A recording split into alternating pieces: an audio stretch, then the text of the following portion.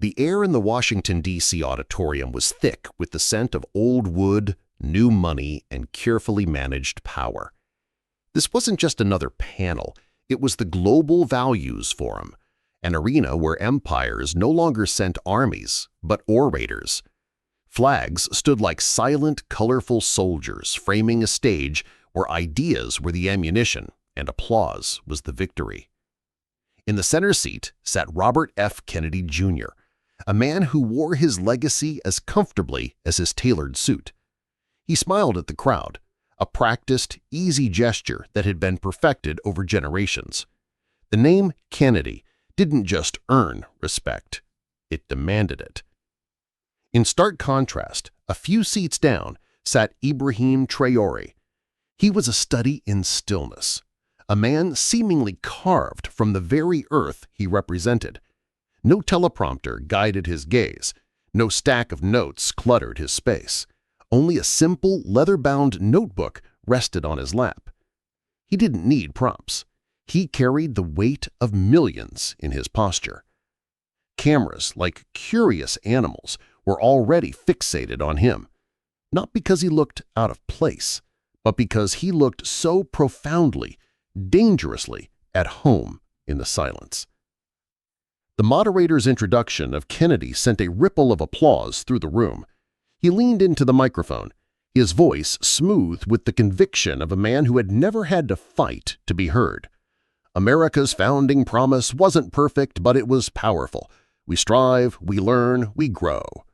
He paused for effect, letting the weight of his words settle. And at our best, we fight for equality because at our core, we're all equal. The applause was immediate, a wave of validation washing over the stage. It was the expected response to an expected sentiment. But as the sound subsided, a new, heavier silence took its place.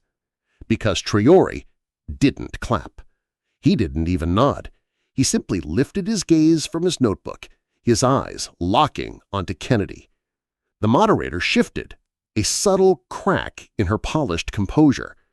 Kennedy himself turned slightly, his confident smile tightening into a mask of polite confusion. The energy in the room had just been cut, cleanly and without a sound. "President Traoré," the host said, her voice a little too bright, "how does your nation view this vision of global equality?" The room held its breath. Traoré's fingers curled around his pen, the only movement in his otherwise granite stillness. The battle hadn't started with a shout, but with a silence, and in that quiet refusal to applaud, a challenge had been issued, a gauntlet thrown down on the world's most polished stage. Before we dive into a story that shook the foundations of diplomacy, make sure you subscribe, hit that like button, and get ready to drop your thoughts in the comments. You're not just watching a story, you're joining a global conversation.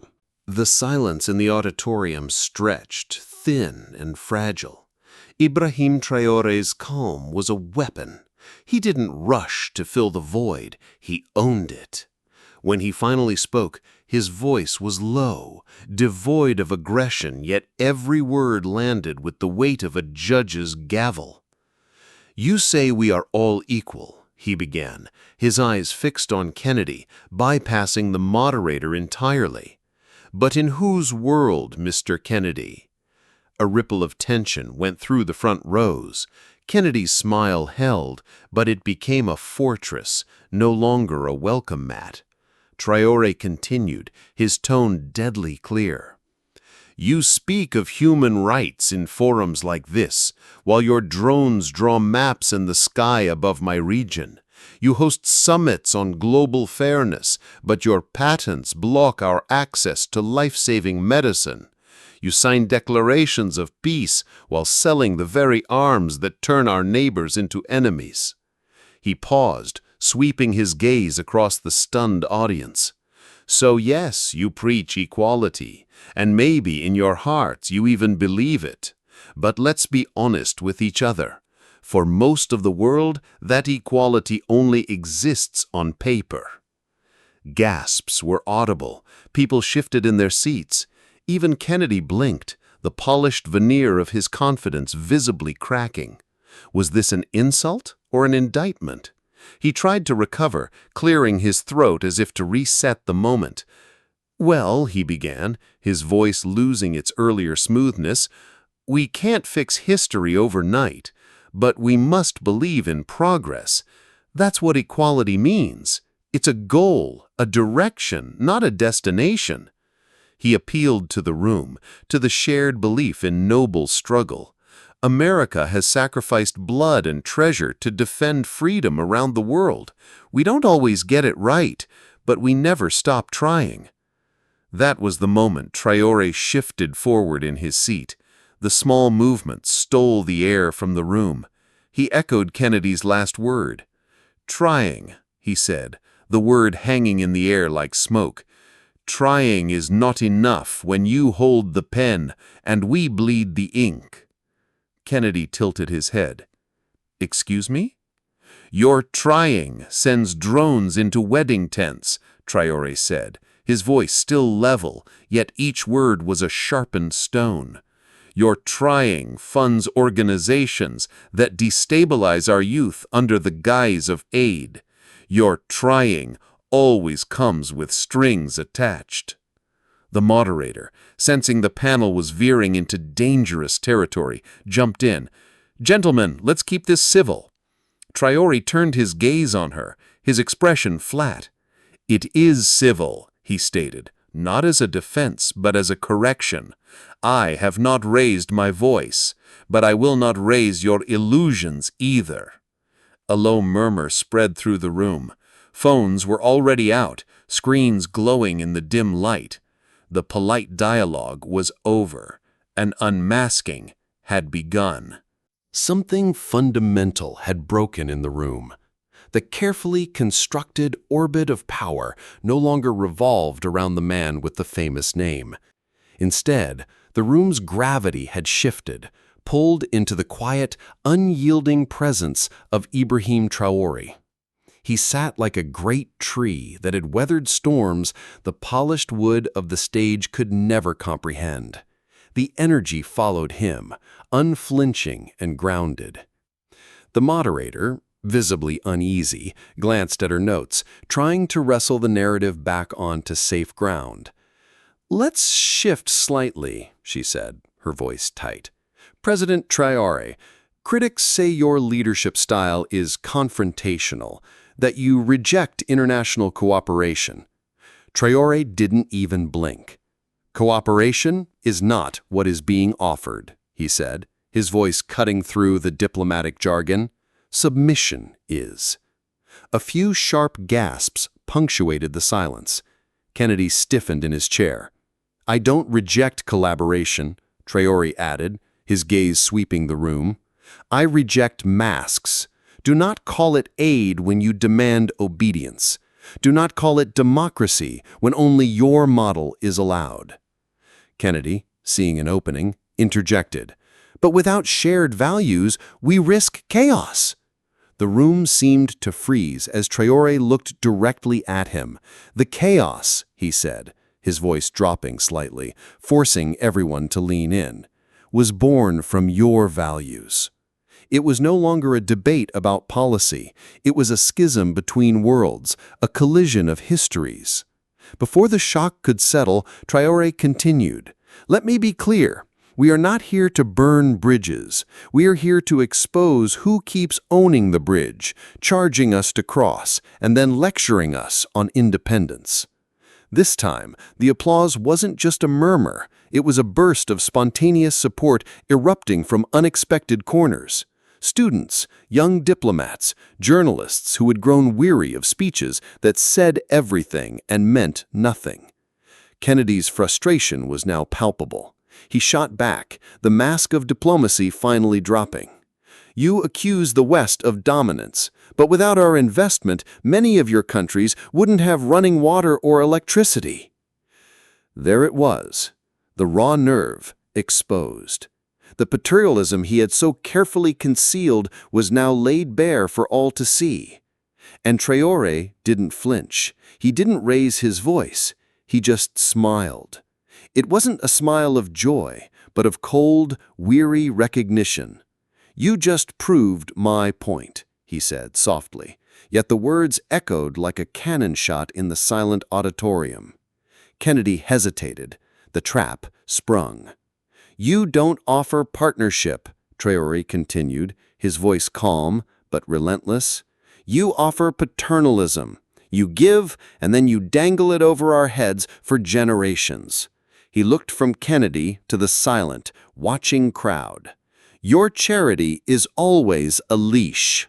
For the first time in his life, Robert F. Kennedy Jr. was truly silenced.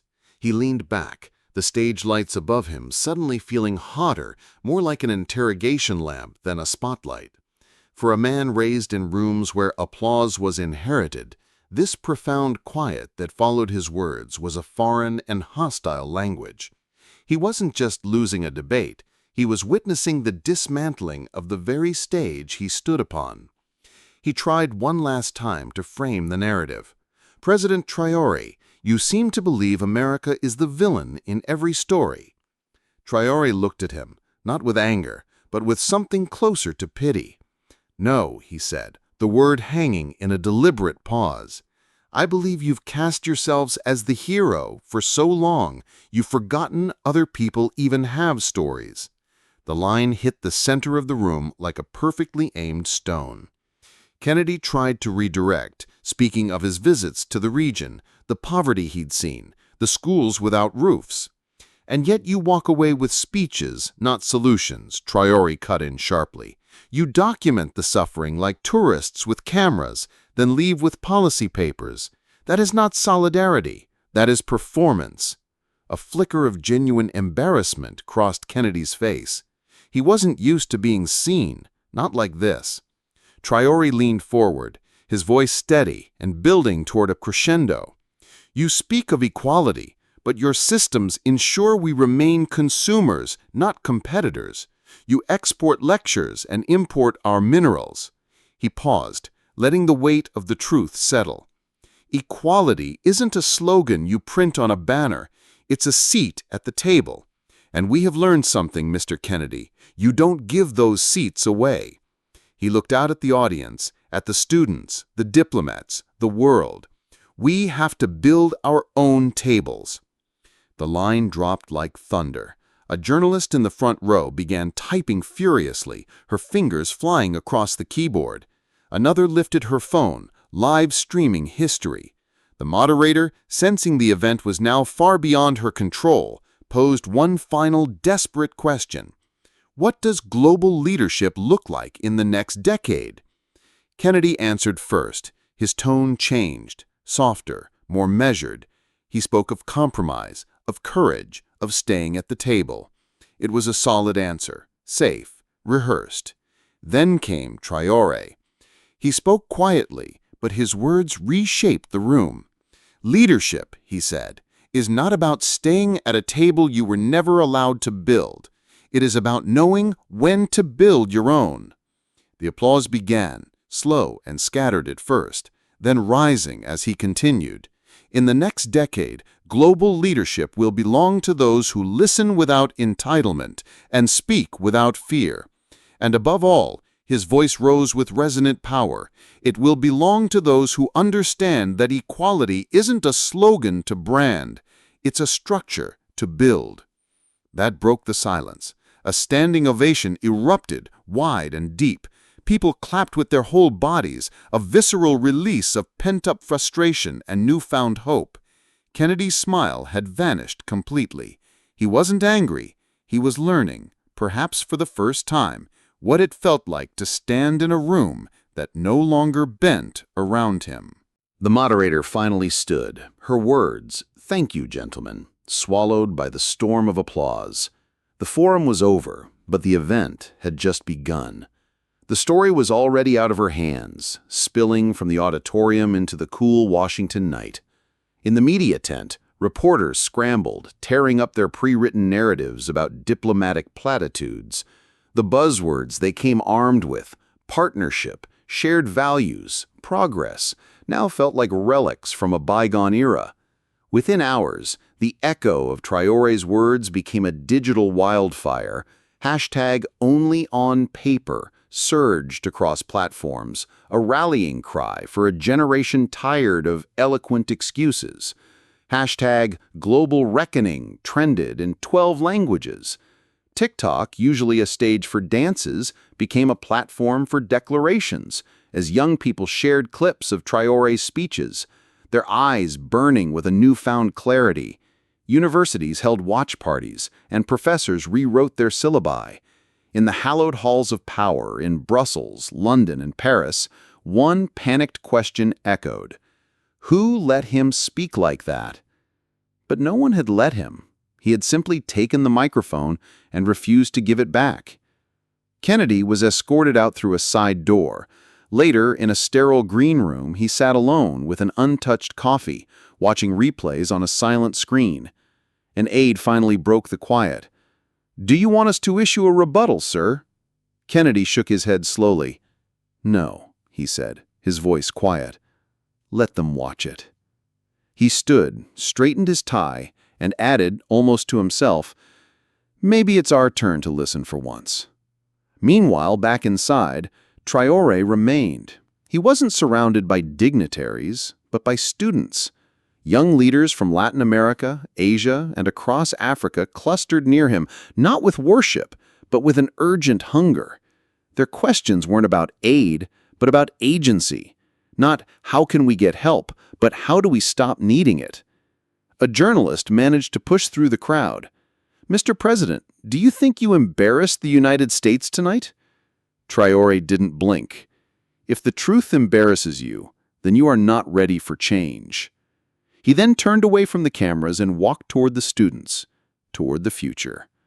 They called it a debate, but it was a reckoning. When Robert F. Kennedy Jr. spoke of equality, he spoke of an ideal wrapped in paper. Ibrahim Traoré lit that paper with the fire of lived experience, stolen futures, and a voice to refuse to be silenced. This wasn't about America versus Africa. It was about who gets to define justice and who is finally refusing to wait for permission to claim it. The world was reminded that equality isn't something you declare in a speech. It's a structure you build, day by day, policy by policy, truth by truth. Because paper burns, but truth doesn't. This was more than just a story. It was a reflection of a world at a turning point. The old scripts are being challenged, and new voices are demanding the microphone. What happened on that stage happens every day in quiet conversations and bold actions around the globe. The question is, are we listening? If this story moved you, if it made you think, then help us amplify these conversations. Like this video, share it with someone who needs to hear it, and drop your thoughts in the comments below. And don't forget to subscribe for more stories that challenge the narrative. Join the reckoning.